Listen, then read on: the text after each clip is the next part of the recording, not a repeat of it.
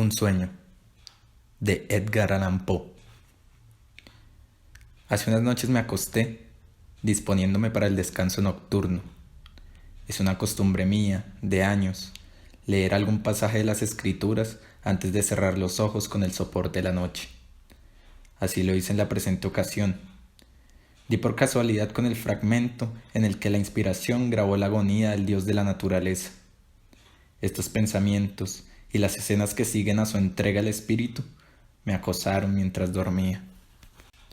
Hay sin duda algo misterioso e incomprensible en la manera en que a veces se disponen los desbocados caprichos de la imaginación, pero la solución de esto más corresponde al fisiólogo que al atolondrado soñador. Parecía que yo fuera un fariseo que volvía del escenario de la muerte. Había ayudado a clavar afiladísimos clavos en las palmas de aquel que colgaba de la cruz, el espectáculo de más amarga congoja que haya sentido jamás un mortal. Oí el gemido que atravesaba su alma cada vez que chirriaba en los huesos el áspero hierro que yo remachaba. Me aparté unos pasos del lugar de la ejecución y me volví para mirar a mi más irreconciliable enemigo. El nazareno aún no estaba muerto. La vida resistía en el manto de su carne como si temiera recorrer a solas el valle de la muerte. Creí ver la fría humedad que se posa en la frente de los moribundos, detenida en grandes gotas en la suya. Vi el temblor de cada músculo, el ojo que empezaba a perder su lustre en la mirada vacía del cadáver. Oí el ronco gorgoteo de su garganta. Un momento más, y la cadena de la existencia se rompió y un eslabón cayó a la eternidad. Di media vuelta y anduve preocupadamente hasta llegar al centro de Jerusalén.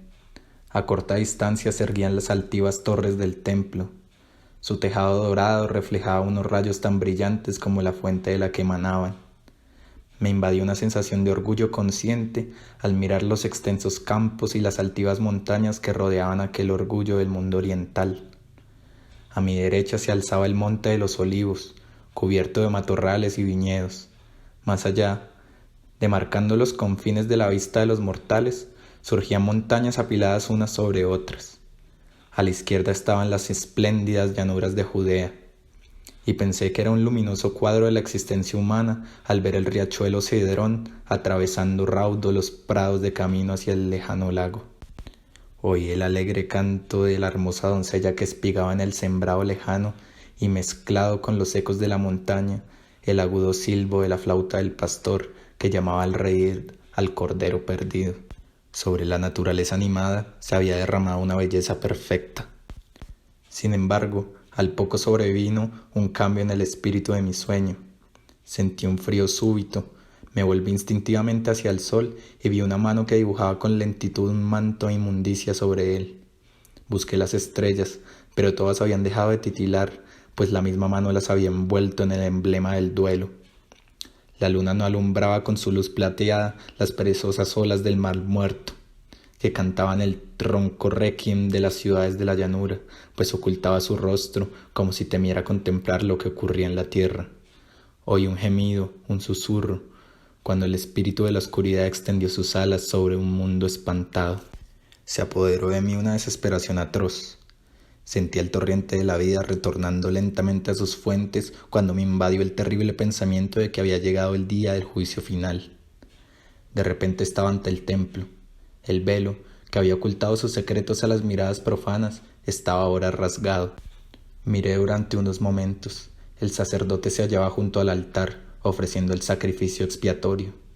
El fuego, que había de prender en los miembros cercenados de la víctima, resplandeció unos momentos en los lejanos muros y después se perdió en la oscuridad más absoluta. El sacerdote se volvió para encenderlo de nuevo con la llama viva del candelabro, pero también había desaparecido. Era como la quietud del sepulcro. Di la vuelta y me precipité hacia la calle. Estaba desierta. Ni un sonido rompía el silencio, salvo el aullido de un perro salvaje que se deleitaba con el cadáver medio abrazado en el valle de Hinnom. Vi una luz que salía de una ventana a lo lejos y me dirigí hacia ella. Me asomé a la puerta que estaba abierta. Una viuda preparaba el último bocado que había podido conseguir para su bebé moribundo. Había encendido un pequeño fuego y vi cómo contemplaba, con el corazón encogido de desánimo, la llama que se extinguía a la vez de sus esperanzas. La oscuridad cubrió el universo. La naturaleza estaba de duelo, pues su creador había muerto. La tierra se había arropado con los atavíos del dolor y los cielos vestían el negro del duelo. Deambulé entonces con desasosiego, sin prestar atención a dónde iba. Enseguida apareció una luz por oriente.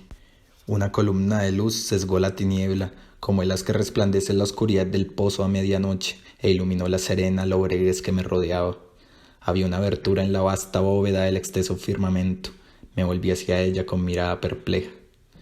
En la inmensidad del espacio, a una distancia que solo podría medirse con una línea paralela a la eternidad, y sin embargo extremadamente definida y clara, apareció la misma persona a la que yo había revestido de la burlona púrpura de la realeza.